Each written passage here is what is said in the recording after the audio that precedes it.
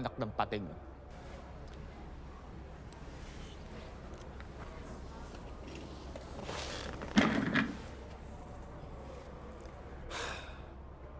Alexandria Cortez.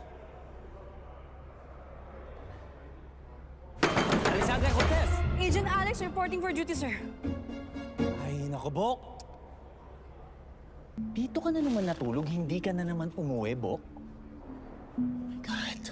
Bok, wala naman akong choice. Kailangan kong malaman kung sino tumitik-tik kay Chief. And in order to find him or her, I need to review all the footage nung gabing yun. May napala ba yung pagpapakabayani mo? Yes. Look at this clip. Yung tao na yan, isn't she familiar sa'yo? She? Paano mo nasabing babae yan? Hindi ba siya familiar sa'yo?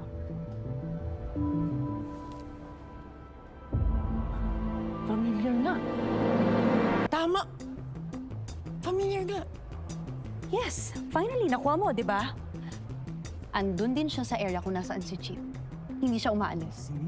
Nakailang palitan ng tao yung sa paligid niya. But she just stayed there. Looks like she's waiting for some downtime. Nagmamasid, patient, parang predator. Waiting for the right moment to pounce. Tama.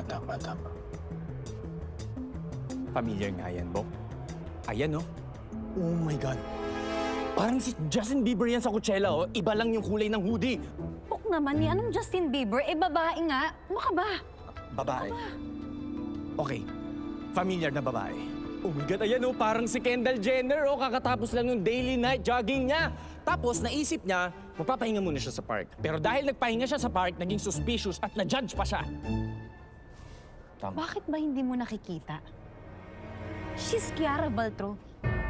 That person is Chiara Valtrovi. Mas lumalalim ang sikreto sa bawat episode. Kaya pa ba? Kung kaya, mag-click next video na at mag-subscribe sa TV5 YouTube channel.